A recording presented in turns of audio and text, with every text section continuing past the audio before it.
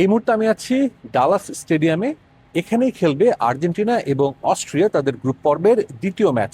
এই ম্যাচটা কিন্তু আর্জেন্টিনার জন্য গুরুত্বপূর্ণ, জিতলেই তাদের নিশ্চিত হয়ে যাবে নকআউট পর্ব। তবে আরও একটা কারণে খুব ইম্পর্টেন্ট বা বিশেষ হতে যাচ্ছে এই ম্যাচটি, কারণ সেটা লিওনেল মেসি।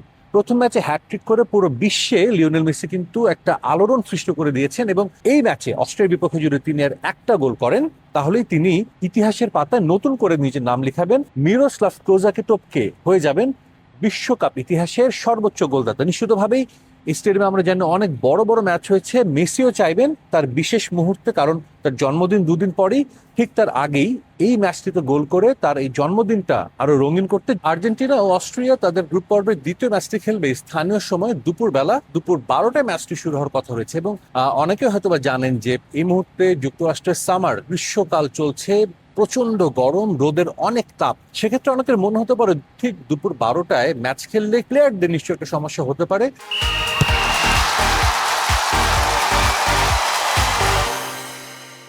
সমর্থকরাও যেহেতু মাঠে আসবেন, তবে সবাইকে দেখাতে চাই আসলে স্টেডিয়ামটা অনেক বড় একটা স্টেডিয়াম, ওয়ার্ল্ডের one of the most iconic stadium বলতে পারি, আধুনিক স্টেডিয়ামগুলোর একটি।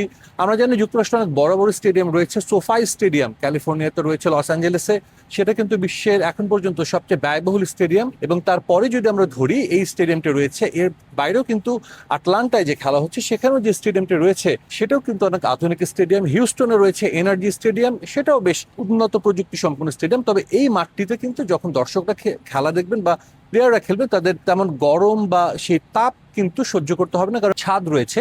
এই ছাদের জন্য কিন্তু এটা আমরা বলতে পারি kind of indoor stadium. So এই ইনডোর স্টেডিয়াম হওয়ার কারণে খেলোয়াড়দের কিন্তু বাইরের যে তাপ সেটা কোনোভাবেই তাদের গায়ে লাগবে না।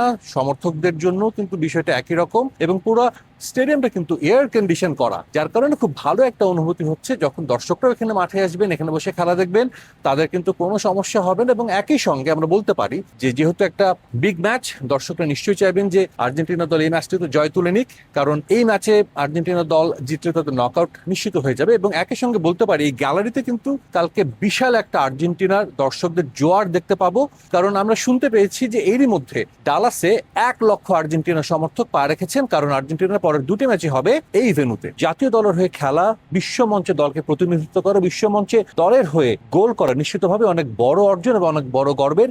লিওনেল মেসিও নিশ্চয়ই চাইবেন এই মাঠে গোল করে ম্যাচটা স্মরণীয় করে রাখতে। সাজিদ মুস্তাহিদ, সময় সংবাদ, ডালাস, যুক্তরাষ্ট্র।